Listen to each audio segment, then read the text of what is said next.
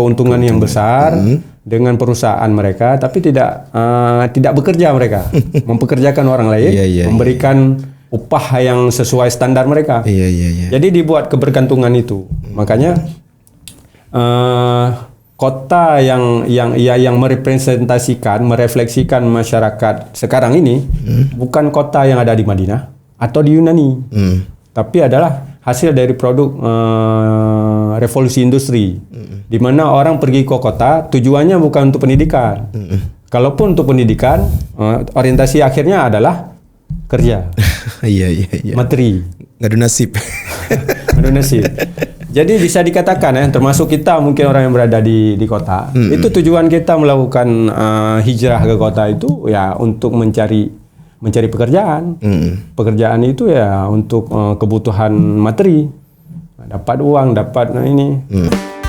Wahai saudara asosiasi data minta ilmu serta beramal, DAO Podcast channel tercinta. Bismillahirrahmanirrahim. Assalamualaikum warahmatullahi wabarakatuh. Alhamdulillah. Allahumma salli wa sallim ala sayyidina Muhammad wa ala alihi wa ashabihi ajma'in. Rabbi syrah li sadri wa yassir li amri wahlul 'uqdatam min lisani yafqahu qawli. Sahabat DAO Podcast channel yang tercinta, alhamdulillah pada kesempatan kali ini kita telah berada di ruangan podcast yang sangat saya rindukan, dan tentunya di episod sebelumnya terlebih awal saya ingin meminta maaf karena tidak bisa aktif di DAO sebentar, walaupun satu video saja. Waktu itu kalau tidak salah yang menjadi host adalah Putri Safira Putri Febriana. Dan pada kesempatan kali ini saya telah hadir kembali di DAO Podcast channel, dan tentunya telah hadir sosok narasumber bersama kita di sini. Beliau bernama Tengku Syahreza Ayub. Beliau merupakan peneliti Islamic Institute of Aceh.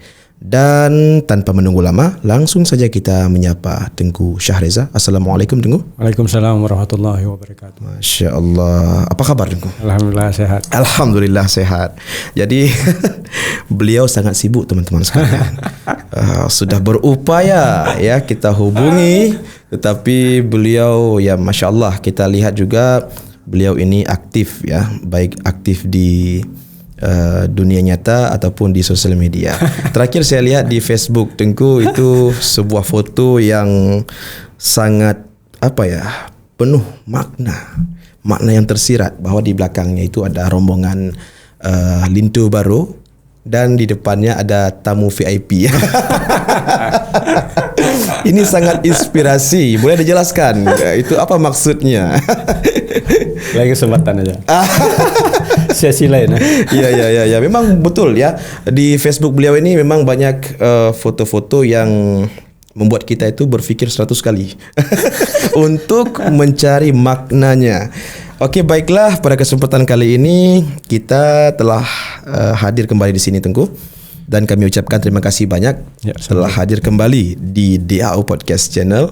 Dan untuk tema atau pembahasan yang kita bahas yaitu hedonisme, potret gaya hidup masyarakat kota. Tentang hedonisme, hedon ya, atau hedonism ya. Jadi kalau kita melihat kalimat hedonisme ini, yang terfikirkan di kepala saya yaitu foya-foya. Dan Masya Allah, tanpa menunggu lama, mari sama-sama kita mendengarkan pembahasan terkait dengan hedonisme, potret gaya hidup masyarakat kota. Kepada Tengku kita persilakan. Bismillahirrahmanirrahim. Assalamualaikum warahmatullahi wabarakatuh. Waalaikumsalam warahmatullahi wabarakatuh. Alhamdulillah wassalatu wassalamu ala Rasulillah wa ala alihi wa sahbihi wa mawalah. Allahumma salli ala sayyidina Muhammad wa ala alihi wa sahbihi wa sallim. Raditu billahi rabba wa bil islami dina wa bi Muhammadin nabiyya wa rasulah. Terima kasih kami ucapkan kepada Tengku yang sudah Tengku Zulkiram yang sudah memberikan kesempatan ya, sudah mengajak saya untuk kesekian kali, ketiga ya. Lebih.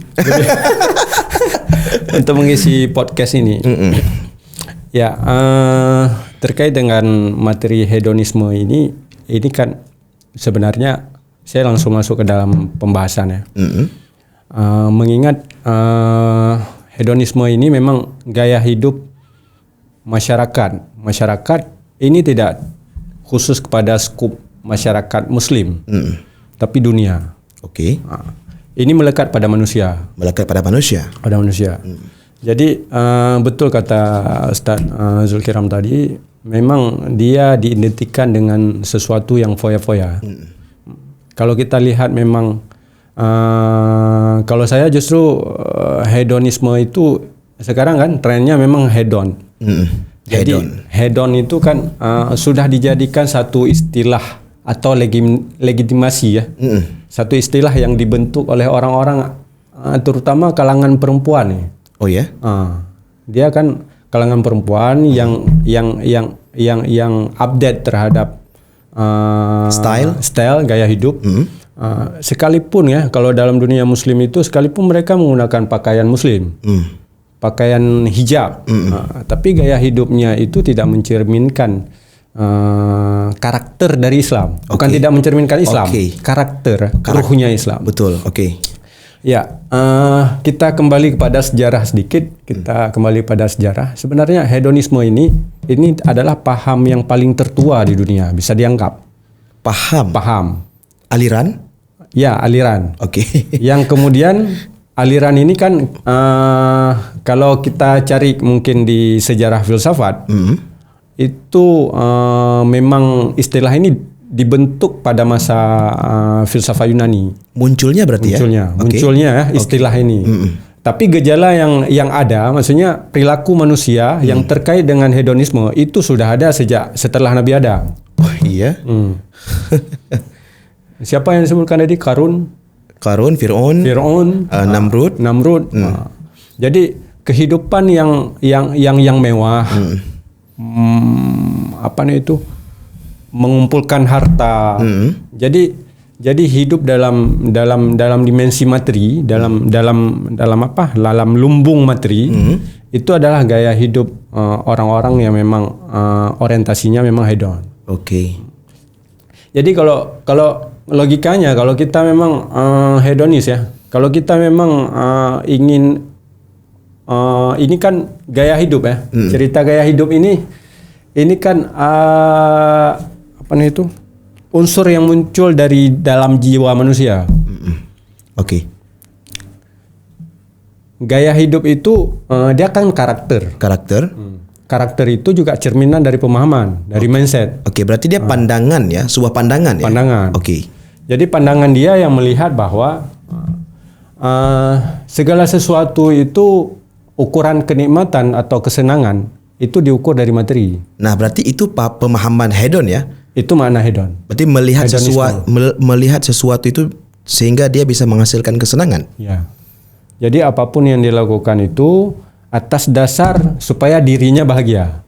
Dirinya itu jiwanya bahagia. Oke. Tapi kebahagiaan yang dipahami itu hanya pada tataran materi. Harta, uang, kemudian gaya hidup yang apa nih itu, yang bisa dikatakan itu membentuk jurang demarkasi antara kesenjangan ya, bahasanya kesenjangan sosial. Oke. Jadi perilaku ini sebenarnya kalau saya lihat itu bukan diakibatkan oleh adanya materi. Karena banyak juga orang punya materi tapi tidak hidup hedon. Oke. Tapi emang jiwanya bermasalah nih. Oke, satu penyakit. Jiwa, jiwanya ya bermasalah. Jadi sikap hedon ini bukan dimiliki oleh orang kaya aja. Orang miskin juga bisa sikap hedon. Memaksa diri. Mengikuti tren gaya hidup. Gaya hidup orang-orang elit, orang-orang kaya, orang-orang yang punya harta berkelimpangan. Apapun yang viral dia ikuti. Iya. Walaupun tidak sanggup. Iya, sekalipun tidak sanggup kan. Mungkin dia tidak punya uang untuk membeli itu. Tapi dia paksakan itu, bisa jadi dia berutang. Bisa jadi dia mencari segala sesuatu dengan cara yang tidak baik dalam agama untuk memuaskan hasrat hedonnya dia tuh. Oke. Jadi tujuannya sederhana sebenarnya. Hedon itu adalah agar dia diterima oleh kalangan-kalangan tertentu. dan tidak dianggap sebagai orang kampungan atau ndeso bahasa Jawa. Kemudian penyebab hedonisme ini kenapa, Tengku? Penyebabnya? Penyebab ya, ini natural sebenarnya, alamiah. Yang pertama adalah setiap manusia itu punya keinginan untuk hidup yang layak. Hidup yang layak ini diterjemahkan oleh sebagian orang bahwa ya punya rumah, punya mobil, punya segala sesuatu yang ketika kita butuh itu ada. Sekarang yang membedakan dengan orang-orang yang hedon ini adalah ketika mereka melihat kenikmatan itu lebih utama daripada kebahagiaan. Kenikmatan itu lebih berharga dibandingkan kebutuhan. Wow. Dan ini yang terjadi. Ini yang terjadi. Misalkan sederhana, kita lihat masyarakat yang hedon itu kenapa lebih banyak hidup di kota dibandingkan di kampung. Di kampung itu bisa dikatakan adalah orang bekerja untuk memenuhi kebutuhan hidupnya. Untuk melanjutkan kehidupan. Menjaga agar dia bisa hidup stabil. Hari ini bisa makan, cari hari ini untuk besok. Begitu yang dilakukan masyarakat kampung. Dan konsep kota ini kalau kita mau melihat ke akar dari sejarah kota itu kan berasal dari tradisi yang dibentuk pada masa Yunani ya. Athena itu ada nama kotanya Metropolis. Metropolis itu yang kemudian membentuk satu istilah metropolitan. Itu akarnya dari situ. Jadi kota. Bedanya adalah kota pada masa Yunani itu di Athena itu tempat berkembangnya segala aktivitas positif, perkumpulan ya. Pendidikan, ekonomi, politik, budaya, semuanya berkembang terpusat di kota, di metropolis itu di Athena. Dan itu diterjemahkan menjadi kota yang maju. Jadi ketika datangnya Islam, Islam kan juga punya kota maju. Kota maju itu ya Madinah Al-Munawwarah. Kalau kita lihat dalam karya Al-Farabi misalnya Ahlul Madinah Al-Fadilah, kata Madinah itu kan kota. Itu representasi dari wajah kota Madinah. Madinah itu sebagai wajah kota. Sama Madinah. Berbeda dengan metropolis. Metropolis ini kan sekalipun bukan dasarnya dari agama, tapi gayanya juga seperti itu, positif. Pada awalnya. Jadi tempat berkumpulan aktivitas-aktivitas yang memang dianggap itu adalah sesuatu yang maju, sehingga melahirkan ilmuwan, filosof, pemikir segala macam. Yang kemudian keilmuan itu kan berkembang misalnya di Yunani waktu itu. Istilah-istilah kemudian pendefinisian terhadap realitas yang sebelumnya. Yang dulu kalau kita lihat filosof Yunani bertanya alam ini berasal dari mana? Ada yang bilang dari air udara, dari api dan seterusnya. Jadi penemuan-penemuan itu yang membuat kota ini menjadi tempat center bagi masyarakat dunia. Kalau kita misalnya di Aceh berarti Banda Aceh, ibu kota. Yes. Bedanya adalah gaya hidup kota itu tidak sisi positifnya itu justru lebih sedikit dibandingkan sisi negatifnya yang muncul kemudian setelah revolusi industri pada abad pencerahan sekitar abad 18-19. Itu dibentuk oleh tradisi peradaban barat di mana memang masyarakat dari kota itu dibuat supaya semuanya melakukan urbanisasi ke kota. Masyarakat kampung maksud saya melakukan urbanisasi di kota untuk membantu kerja-kerja kapitalis. Kapitalis ini punya usaha, punya perusahaan. Jadi mereka cari pekerja. Mereka maunya bagaimana mendapatkan keuntungan yang besar dengan perusahaan mereka, tapi tidak bekerja mereka, mempekerjakan orang lain, memberikan upah yang sesuai standar mereka. Jadi dibuat kebergantungan itu. Makanya kota yang merefleksikan masyarakat sekarang ini bukan kota yang ada di Madinah atau di Yunani. Tapi adalah hasil dari produk revolusi industri, di mana orang pergi ke kota tujuannya bukan untuk pendidikan. Kalaupun untuk pendidikan, orientasi akhirnya adalah kerja, materi. Ngadu nasib. mendominasi. Jadi bisa dikatakan termasuk kita mungkin orang yang berada di kota, itu tujuan kita melakukan hijrah ke kota itu ya untuk mencari pekerjaan. Pekerjaan itu ya untuk kebutuhan materi. Dapat uang, dapat ini. Kalau sekarang mungkin kalau kita berteman dengan elit berarti dapat proyek. Jadi orientasinya adalah materi, bukan orientasi ilmu, bukan orientasi yang sesuatu yang dibalik materi. Betul. Ini sudah shift, shift paradigmanya sudah berubah. Dan ini bukan kita menyalahkan kondisi. Betul. Memang ini harus kita hadapi masalahnya. Kita hadapi ya. Kita hadapi. Ya, Masya Apanya Allah. masalah? Dan tentu kalau misalkan kita melihat situasi kota, itu saya rasa tempat gengsi. Kalau di kampung, di kampung kita tidak ada istilah gengsi di sana. Betul. Kalau di kota kan kita harus gengsi, banyak yang gengsi ya. Jadi kehidupannya itu penuh dengan kegengsian. Dan itulah yang menyebabkan hedonisme itu. Hedonisme. Jadi kenapa tidak terjadi gengsi di kampung misalkan? Karena kita berada dalam suku yang sama, tempat yang sama, yang dari kecil sampai besar itu diketahui oleh orang, dia orang ada atau tidak berada. Betul. Kalaupun orang berada, itu tidak ada, kulturnya tidak membentuk mereka menjadi hedon. Nggak ada kawan, bahasanya itu sebenarnya. Nggak ada yang merespon.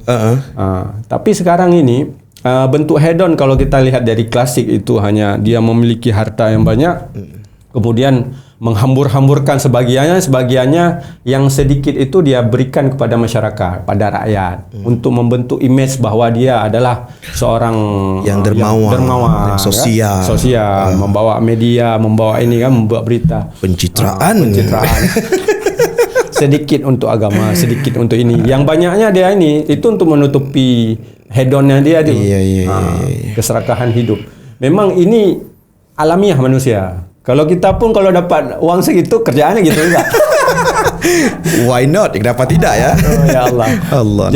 Jadi datangnya Islam itu, ini kan cerita seperti tadi sampaikan, itulah ekstrim sebenarnya. Sikap ekstrim yang ada pada diri manusia, kecenderungan kepada harta, kepada dunia, itu disampaikan dalam Al-Quran misalnya kan.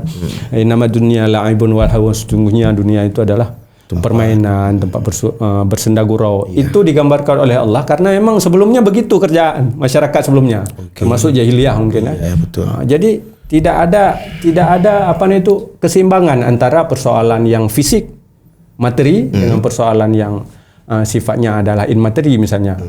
Jadi saya bisa pastikan adalah orang-orang yang hidup dalam dunia hedon ini tidak punya rasa empati terhadap sesama. Tidak punya rasa empati. Tidak ada rasa empati. Karena yang dia pikirkan adalah dirinya sendiri.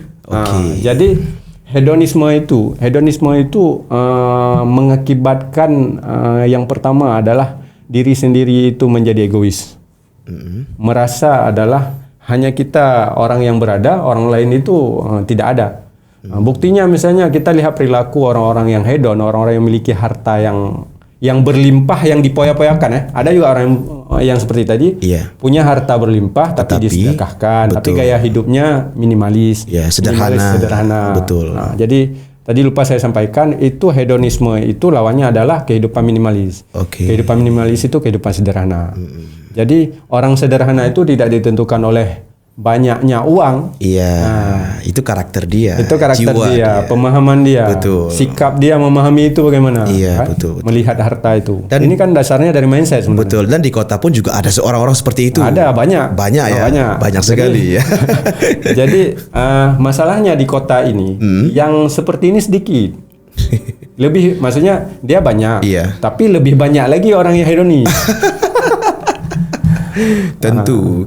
Dan kita pun berbicara ini bukan mengada-ngada ya.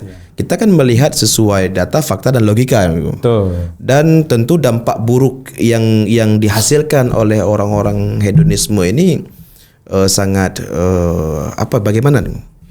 Ya, dampak buruk yang dihasilkan dari hedonisme ini yang pertama adalah itu kesenjangan sosial. Dan itu dihindari dalam Islam sebenarnya. Dengan adanya zakat misalnya, seorang orang kaya memberikan zakat yang lebih besar misalnya. Orang yang tidak punya harta tidak dibebankan zakat. Sebenarnya ini untuk meredam kesenjangan sosial. Ketika satu ukuran kalau kalangan Marxis misalkan, orang materialisme yang mengatakan bahwa kebahagiaan itu ditentukan oleh materi. Jadi mereka hanya melihat rumah orang kaya dengan rumah orang miskin itu ada perbedaan. Iya. Jadi pola masyarakat industri itu atau di barat itu rumah orang kaya itu besar, tinggi. Rumah orang miskin kecil, pendek. Maksudnya mungkin dia batanya nggak sanggup beli ya. Seperti berkasta-kasta ya. Berkasta. Jadi bangunan nih secara fisik itu kalau berbeda itu mencirikan identitas sosial. Oke. Jadi kalau orang miskin rumahnya kecil, gubuk kan. Kalau orang kaya rumahnya besar. Jadi itu menjadi ukuran bahwa tingkat kebahagiaan manusia ini masih rendah. Oh ya? Itu ukuran dari kacamata dalam identitas peradaban barat. Di Islam sebenarnya sudah tidak melihat persoalan fisik. Fisik itu ukuran. Betul. Tapi yang kaya itu kan kata Nabi kan bukan kaya hartanya, tapi hatinya misalnya kan. Value-nya itu hati. Value, moralnya itu, nilainya itu kan.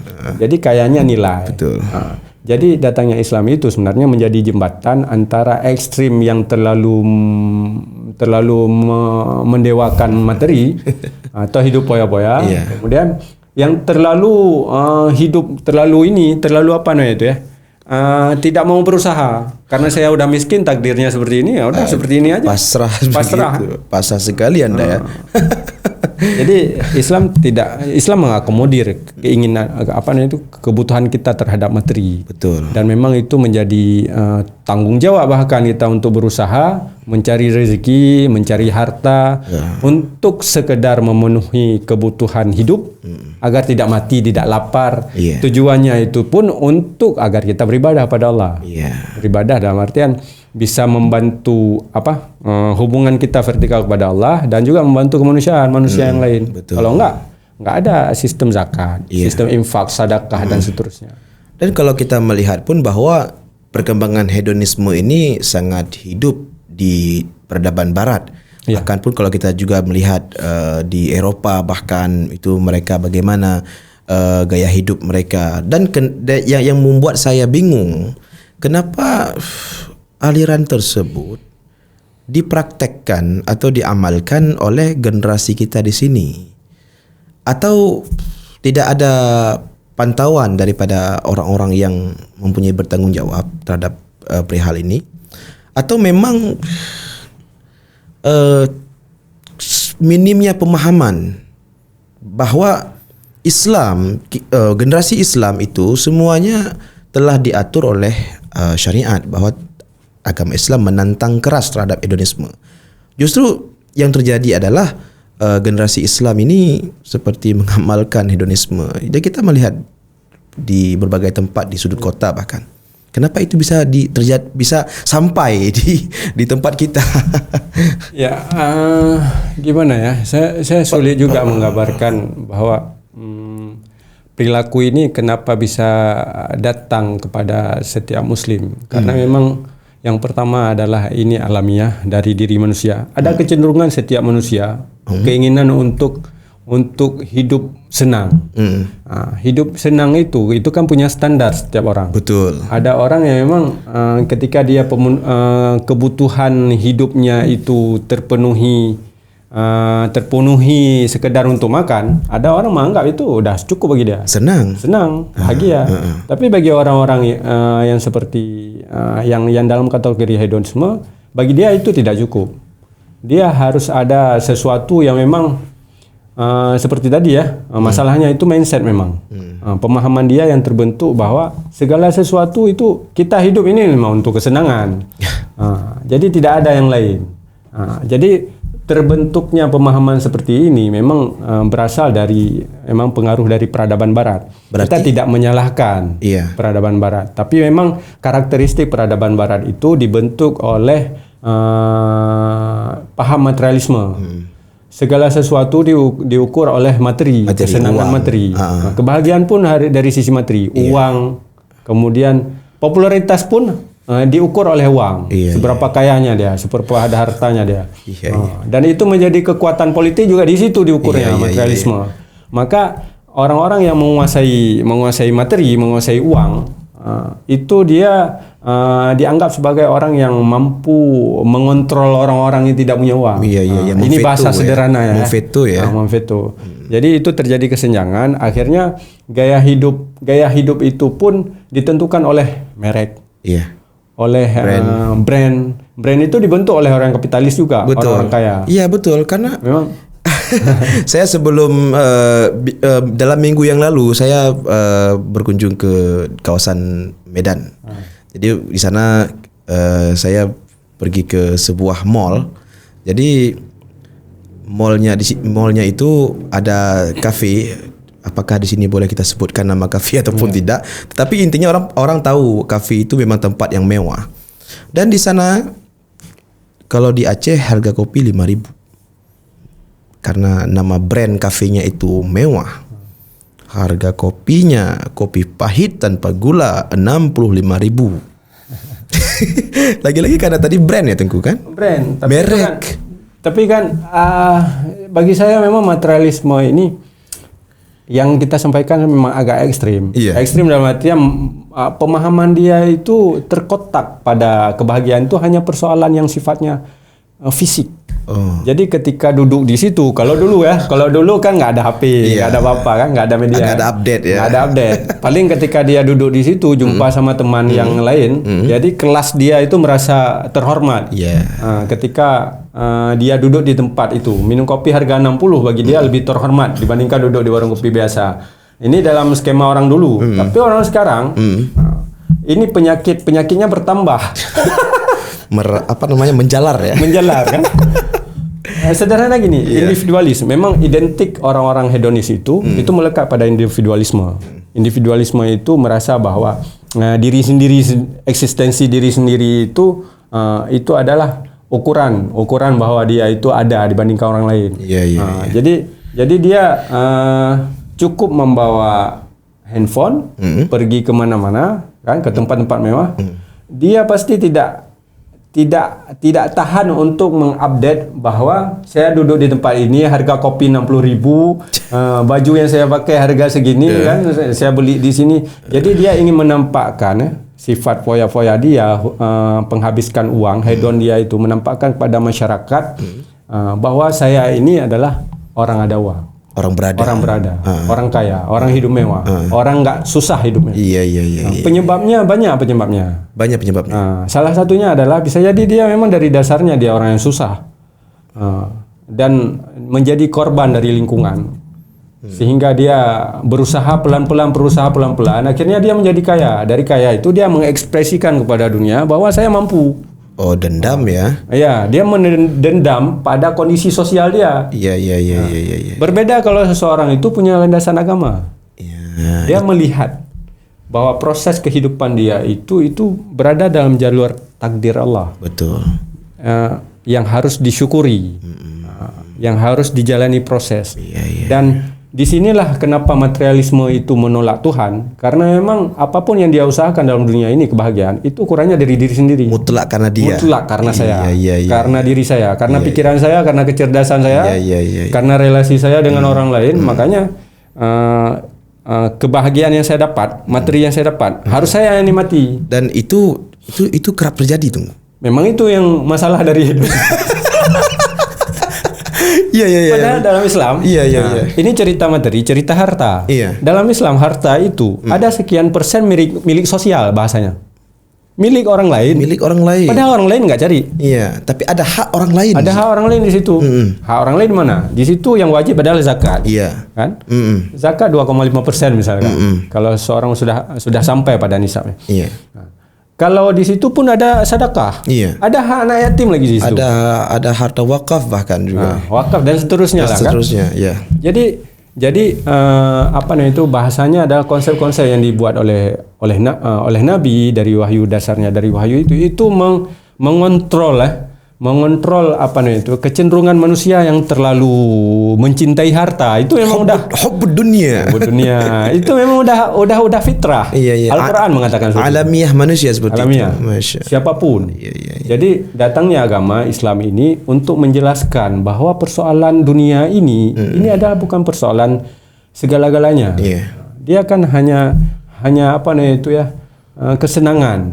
Tapi pada akhirnya itu nggak akan dibawa. Betul. Nggak akan dibawa. Jadi ada porsi sosial di situ. Makanya kalau cerita tentang apa namanya itu sekarang kan banyak paham-paham itu yang mengatakan ini sosialisme. Kemudian ada apa namanya itu cerita tentang kesetaraan sosial. Pokoknya kesejahteraan sosial. Islam itu jauh hari sudah menjelaskan tentang konsep sosial dalam Islam. Nah, berarti Islam itu atau syariat itu adalah sebuah konsep untuk mengatur kehidupan manusia. Nah, berarti para penganut hedonisme kemudian dan beberapa aliran-aliran yang sifatnya itu ditentang oleh agama Islam adalah mereka-mereka yang miskonsepsional. Ya, bisa dikatakan demikian. Tapi kalau saya tidak melihat secara apa namanya itu ya, secara persuasif dalam artian kita tidak menyalahkan mereka. Bisa jadi mereka adalah korban dari era yang seperti ini ya. Korban yang seperti ini. Kemudian kita tinggal memberi kesadaran kepada mereka bahwa dalam Islam gaya hidup seperti ini tidak diakomodir. Dalam Islam itu gaya hidup orang kaya itu, hedon itu hanya dimiliki oleh raja umumnya. Iya, betul. Sedangkan masyarakat biasa tidak pernah melakukan hal-hal seperti itu. Maka hedon itu tidak melekat kepada orang raja saja misalnya. Tapi ulama pun bisa terikat oleh hal-hal yang seperti ini. Jadi itu terjadi, kita nggak perlu sebutkan. Di Aceh pun ada. Jadi sifat alamiah itu kalau tidak dikontrol oleh Islam, ajaran Islam secara benar, maka dia akan terus terbiasa menjadi membentuk perilaku makin jauh daripada ajaran Islam ya. Jadi sederhananya itu kalau kita pahami hedon itu dalam perilaku gaya hidup masyarakat modern atau masyarakat kota. Jadi orang kebutuhan untuk mengutamakan kenikmatan ya. Bahasa saya tadi kesenangan. Tapi kesenangannya sangat abstrak, tidak punya nilai juga. Misalnya begini. Mohon maaf. Saya ini kan punya dana terbatas misalkan. Dari hasil saya kumpulkan saya punya uang 100 juta. Misal. Habis itu dari dana itu karena saya butuh mobil misalnya. Saya beli mobil untuk standar itu butuh cerita butuh, maka tujuannya adalah barangkali untuk pulang kampung jauh kan. Jadi kita mengikuti standar kemampuan kita dengan kebutuhan kita. Segitu dapat mobil. Kalau kita sinkronkan. Ini contoh ya. Kalau contoh ya. Ini kebutuhan. Maka saya akan beli mobil sesuai kebutuhan dalam konsep saya. Saya butuh ini. Cukup. Bagi saya cukup. Ini adalah kebutuhan. Dan ini diakomodir oleh Islam. Diasisi oleh Islam. Seperti kita rumah. Kita butuh rumah tipe 36. Dengan standar kamar 22 dan dana yang mencukupi segitu, kita beli segitu. Tapi sikap hedon dia ingin melampaui situ. Dia bukan lagi kebutuhan, tapi gaya hidup. Di kota itu bermerek tertentu menggunakan mobil, dia akan dianggap kelasnya sudah beda dengan masyarakat biasa. Wow, tentu kita melihat itu. Menggunakan mobil itu dengan harga 100 juta ini standar 100 juta. Tapi menggunakan merek ini tidak punya kelas di mata masyarakat. Itu padahal persepsi dalam nalar kita. Masyarakat juga nggak peduli dengan kita sebenarnya. Nggak peduli. Tapi kita bentuk itu. Betul. Ini apa namanya itu? Sangat tidak rasional bagi saya. Betul. Kehidupan seperti mindset seperti ini. Jadi dia membuat persepsi bahwa masyarakat yang berkelas itu, masyarakat yang mewah itu adalah masyarakat menggunakan merek tertentu dengan mobil. Padahal dia tidak mampu. Akhirnya ketika dia punya pekerjaan tertentu yang mungkin dia punya gaji tetap, dia korbankan itu supaya dia bisa beli mobil dengan harga sekian dan membentuk stigma masyarakat bahwa dia orang berada, orang mewah. Itu namanya hedonis. Dan itu sangat rancu, kacau ya. Tapi kalau kita lihat itu kan bukan dimiliki orang kaya. Konsep yang dibuat-buat itu. Juga sama halnya dengan gadget ya. Kalau kalau bukan merek Apple yang di kap dan di koh ya. Jadi sisi manfaat atau kebutuhan kita. Mohon maaf misalnya kan, saya punya HP, bukan mau bilang ini, punya HP saya beli merek Cina, merek lokal, malah konstruksi lokal, harga 1.300.000 kan. Saya melihat kebutuhan, butuh saya adalah yang pertama komunikasi WA, selesai. Karena saya bisnis, orang jualan. Wow.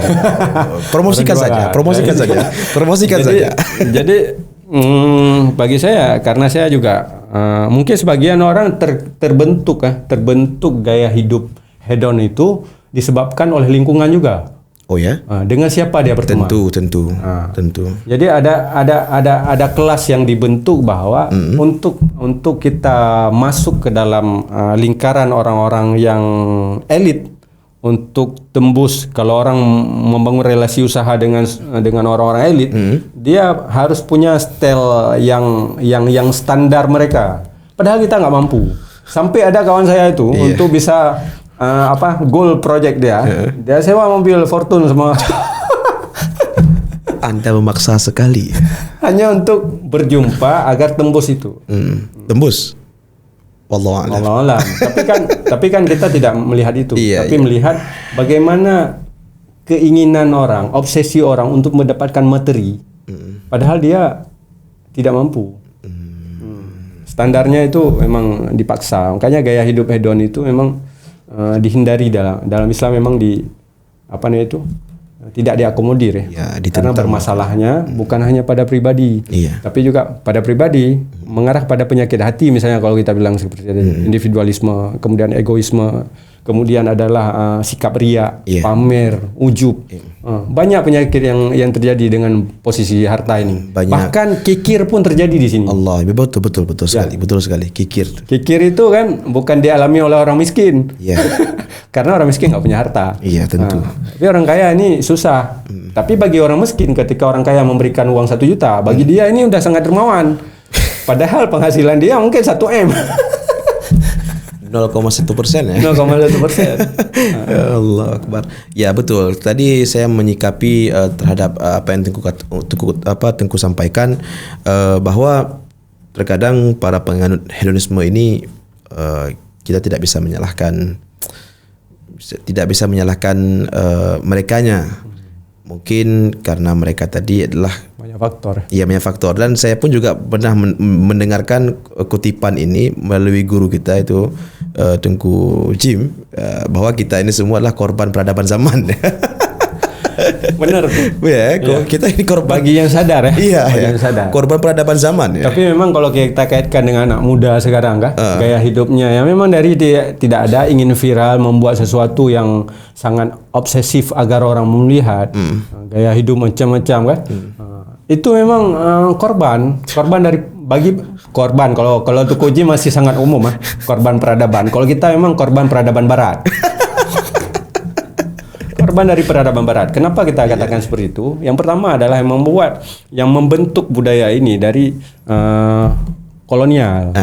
Jadi kolonial ini kerjanya bukan mencari sumber alam, tapi juga menyebarkan ideologi. Sangat sistematis. Kalau tidak sistematis nggak sampai ke sini. Iya, dan itu kerjanya berabad-abad. Oh ya? Revolusi industri itu sekitar abad 18. Oke. Sekarang 21. Berapa abad? Kita perang dengan Belanda berapa abad dah? Berapa abad? Perang dengan Belanda 1900, 1800 1800-an. Berarti abad 19. Ada dua abad kerjanya mengkonsepkan, kemudian kolonial itu tangan kanan. Kendaraan untuk menyebarkan ideologi itu. Oh, mereka transportasi ya. Mereka ini dahsyat. Kamu menjajah daerah sini karena bagian dari barat, misalnya Belanda menjajah Aceh. Ideologi kita yang kita bawa, kita promosikan. Sebagian menentang ini. Bahkan orang-orang yang akademis sekarang ini menentang ide-ide seperti ini. Tapi masalahnya realitas masyarakat kita korban. Kok kita nggak mungkin mengikuti gaya hidup orang barat. Pasti gaya hidup orang timur. Dan pun yang lebih ironisnya lagi, di mereka ini yang korban tidak sadar bahwa mereka ini sedang menjadi korban. Itu dia. Di pertemuan yang dulu saya pernah bilang, kan? Iya. Kita berada dalam kondisi yang minder memang secara mental, inferior. Inferior itu kan yang dialami oleh masyarakat yang kalah perang sebenarnya. Kalau dalam konsep Perang Dunia Kedua kalah perang Turki kan bloknya kepada Jerman waktu itu, sehingga kalah perang. Namun disitulah keruntuhan khilafah Turki Utsmani yang kemudian berembes kepada negara-negara Islam, wilayah-wilayah Islam itu sudah masing-masing terpencar. Itu kemudian masuknya kolonial, kan, menjajah, kan, kemudian merdeka. Kan. Tapi yang perlu disampaikan bahwa di sini adalah kondisi inferior ini itu dialami sadar atau tidak sadar. Sebenarnya kita berada dalam kondisi yang sangat kritis sekarang. Kita membebek, bahasa saya membebek. Kerjaan bebek kan. Udah segerombolan, ikut kemana ya, kemana ke tuh. Jadi kalau Barat bawa ke sini, kita ikut. Bawa ke kiri, kita ikut. Jadi gaya hidupnya memang konstruksi khasnya peradaban Barat. Kalau mau rincikan sebenarnya peradabannya Barat yang mana? Ini trennya bukan modern. Periode modern itu periode di mana peradaban Barat itu punya kesadaran untuk mengembalikan peradabannya itu dengan revolusi industri, revolusi sains. Jadi semangat sainsnya dan melepaskan identitas agama dulu agar kita bisa maju. Jadi persoalan agama itu biarlah kerjaan gereja, di dalam gereja. Jadi di luar gereja itu kita nggak usah bahas agama. Itu pemahaman Barat. Barat dasarnya. Jadi itu yang muncul kemudian sekularisme pemisahan antara agama dan ruang publik. Liberalisme juga ya. Itu ini yang saya sampaikan tadi. Itu modern. Jadi kolonial membawa modern di awal, seperti Portugal, seperti Belanda di awal, seperti Snok. Biarkan orang beribadah di dayah, kan, atau di masjid, kan. Di luar itu mereka jangan beri ruang mereka untuk mengurusi persoalan publik, persoalan ekonomi, persoalan peradaban, persoalan politik. Karena ini wilayah-wilayah kolonial. Wow. Jadi dia memisahkan antara agama dan juga dunia. Persoalan akhirat dan dunia. Itu juga bagian senjata pemusnah itu. Senjata pemusnah. Akhirnya kan, mohon maaf kita bilang, masyarakat kota itu dia sudah persoalan dunia adalah persoalan dunia, persoalan akhirat, dan sangat privasi persoalan akhirat. Maksudnya gini, privasi dalam artian dia itu terkadang beragama itu cukup dengan menggunakan pakaian yang beridentitas dianggap beragama, gamiskah kan, pergi ke masjid, ikut majelis kan, tapi kerjaannya di kantor dia misalnya ini apa namanya itu proyek misalnya kan, terus markup macam-macam kan. Ini kan pemisahan nih. Iya betul. Kenapa terjadi seperti ini nih? Padahal Islam, semakin berislam seseorang maka semakin baik dia moralnya, semakin baik identitasnya. Betul, karena memang ini yang ada yang dihilangkan, syariat dihilangkan. Aduh, kacau. Itu sekularisme. Wajah baru yang kita nikmati sekarang ini adalah postmodernisme. Postmodernisme ini awalnya dari Prancis, revolusi Prancis. Jadi awalnya dari Inggris yang modernisme, Inggris, Jerman, kemudian sekarang Prancis. Konsep Prancis ini lanjutan dari modernisme atau antitesis terhadap modern. Ini membawa warna seni, warna bahasa, warna media. Jadi semua identitas itu adalah dikonstruk dengan kebebasan. Jadi tidak ada otoritas lagi sekarang. Mau ulama, mau pelacur, mohon maaf, mau pelacur, mau orang berjudi, mau orang baik, semuanya ada. Semuanya itu punya otoritas masing-masing. Wow. Kendaraannya demokrasi. Siapapun bisa bersuara. Sehingga bebas begitu saja. Saya pernah tulis itu di status ya, di status Facebook itu media sosial. Memang ruang media sosial atau Facebook ini adalah ruang bebas. Siapapun boleh mengeluarkan pendapat. Mau dia mohon maaf pelacur, boleh menafsirkan Al-Quran di situ. Allah. Tapi siapa yang bisa melarang? Nggak bisa. Nah, ini warna yang lebih mengerikan sebenarnya. Lebih tidak beraturan. Artinya adalah kebenaran itu bukan milik agama, milik semua manusia. Itu pemahaman mereka. Oke, itu baiklah. Kemudian saya rasa kalau pembahasan ini kita bahas tentu mau makan waktu yang banyak ya Tengku ya. Iya. Karena kita pun tadi sudah membahas tentang pemahaman pandangan pemahaman orang-orang Barat ya. Iya. Dan tentunya mungkin di video di episode selanjutnya mungkin kita bisa bahas lebih dalam lagi insyaallah. Dan kemudian untuk yang terakhir atau statement yang terakhir, harapan ke depan terkait tema kita yaitu hedonisme, potret gaya hidup masyarakat kota. Ini harapan ke depan bagi Tengku bagaimana? Ya, harapan menurut saya memang kondisi kita berhadapan dengan berbagai paham yang hadir di hadapan kita. Ya. Mungkin kita makan, kita konsumsi tanpa kita paham.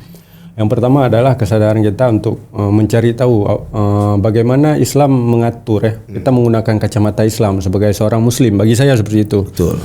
Kita harus jelas posisi kita karena kita seorang Muslim, maka identitas yang harus kita pertahankan adalah identitas Muslim.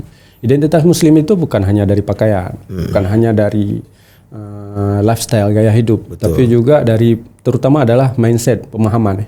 Pemahaman kita terhadap Islam itu secara holistik, secara komprehensif, tidak setengah-setengah atau dikit-dikit. Kafah. Harus kafah. Tentu untuk mencapai kafah itu bukan proses yang instan. Ketika kita berhadapan dengan segala sesuatu yang hadir di depan kita, misalnya gaya hidup seperti ini, Islam selalu menganjurkan agar bertanya kepada ahlinya. Fas'alu ahla dzikri in kuntum la ta'lamun. Bertanya kepada ahlinya jika kita tidak tahu. Kalau kita misalnya sedang sakit, maka kita pergi ke dokter, kita pergi ke ulama. Jadi begitu juga kalau kita tidak, kalau kita berhadapan dengan gaya hidup misalnya konsumtif, maka kita harus menjumpai orang-orang misalnya akademik yang paham tentang itu ya, gaya hidup. Dan ini memang bukan identitas masyarakat Islam. Dan Islam itu punya patron terhadap gaya hidup. Itu yang dicontohkan oleh Nabi, dicontohkan oleh para sahabat. Kalau Nabi mungkin terlalu ideal dan beliau lahir bukan dari masyarakat, bukan dari keluarga berada. Kita ambil contoh dari keluarga yang berada. Misalnya Utsman yang keluarga keluarga raja, keluarga bangsawan. Tapi dia sekalipun ada uang, dia tidak menggunakan gaya hidup yang mewah. Tetapi kehidupannya yang sederhana. Betul. Begitu juga dengan Umar, Abu Bakar yang mungkin punya harta, punya harta. Orang Arab itu punya harta. Tapi mereka tidak melihat harta itu bukan untuk sifatnya yang konsumtif. Tapi itu hanya sekedar pemenuhan kebutuhan hidup. Kemudian selebihnya adalah disedekahkan, diwakafkan. Jadi harapannya adalah kita berharap memang ini tantangan. Saya melihat tantangan sekaligus masalah bagi identitas kita sebagai seorang Muslim. Maka solusinya adalah kita kembali kepada identitas Muslim dengan melihat kembali, dengan belajar, dengan menuntut ilmu. Tidak ada yang instan dalam ilmu dalam Islam itu. Berbeda dengan yang lain mungkin ya, tidak perlu ilmu. Jadi cukup beriman aja, pergi ke tempat ibadah, sembahyang atau seterusnya udah selesai. Tapi di Islam itu ada tuntutan dia, jembatan, tawasud keseimbangan antara dunia dan akhirat. Karena Islam itu juga mengatur persoalan sosial yang sangat tinggi. Kalau tidak tinggi persoalan sosial dalam Islam, tentu ketika kita pergi salat jamaah ke masjid, tentu Nabi menyuruh lari. Tapi melarang lari untuk mengejar supaya dapat jamaah itu dilarang oleh Nabi. Suruh pelan-pelan. Ini ada dimensi sosial di sini. Kemanusiaan lebih utama dalam hal ini ya. Jadi ada keseimbangan di sini. Ada keseimbangan antara persoalan yang sifatnya materi dengan persoalan yang sifatnya adalah moral, etika. Dan harapannya adalah yang pertama itu kita kembali kepada identitas Islam. Yang kedua adalah semangat untuk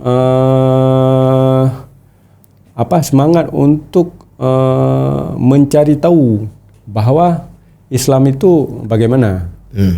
Dan gunakanlah adalah kacamata Islam selalu. Islam dalam artian adalah kita orang Muslim yang berada di kawasan timur. Tentu melihat barat itu harus menggunakan kacamata timur, bukan kacamata barat. Ada hal yang bisa kita ambil dari gaya hidup peradaban barat, tapi tidak secara totalitas.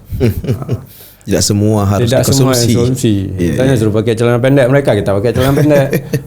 Iya. Gitu. Jadi gaya hidup itu diatur oleh Islam. Hidup yang sebenarnya dalam Islam itu hidup yang sederhana, hidup minimalis, bukan hidup hedonis. Hidup hedonis itu tidak mencerminkan masyarakat yang sosial sebenarnya, tapi masyarakat yang individualistik, yang selalu mementingkan diri sendiri, yang tidak peduli terhadap kondisi sosial. Banyak orang di sekeliling kita, bahkan di kota ada orang yang tidak bisa makan mungkin sekalipun kita mandiri dari swadaya beras, tapi tetap ada orang yang nggak bisa makan. Ada problem di sini. Itu barangkali harapan. Yang terakhir adalah tetap merasa bahwa kita adalah bangsa yang terbaik, peradaban yang terbaik. Ya memang kalau merasa minder berarti kita merasa tidak lahir, risalah kenabian itu tidak penyempurna bagi dunia ini, tidak membawa ajaran rahmatan lil alamin. Masya Allah. Baiklah sahabat DAU Podcast channel yang tercinta, alhamdulillah baru saja kita telah mendengarkan pembahasan yang sangat luar biasa dan sangat spesial tentunya. Di sini bersama kita telah hadir Tengku Syahreza Ayub, dan beliau Masya Allah ya, banyak sekali membaca buku, dan boleh kita sebut memang sudah layak beliau ini menjadi peneliti. Oke, baiklah sahabat DAU Podcast channel tercinta, terima kasih banyak telah mendukung channel ini DAU Podcast, dan apabila sudah subscribe channel ini, jangan lupa like, share dan komen. Dan apabila yang belum subscribe, silahkan di-subscribe, karena subscribe itu halalan thayyiban. Masya Allah. Dan apabila ingin merequest judul atau tema, silakan ditulis di kolom komentar. Nanti kita akan bahas di video-video selanjutnya, insya Allah. Baiklah, terima kasih banyak Tengku telah hadir tempat kami. Jazakumullah khairan fima ataita, dan mudah-mudahan kami doakan Tengku sehat selalu. Amin ya Allah. Dan dimudahkan segala urusan di dunia wal akhirah. Masya Allah. Baiklah sahabat DAU Podcast channel tercinta, assalamualaikum warahmatullahi wabarakatuh. Waalaikumsalam warahmatullahi wabarakatuh.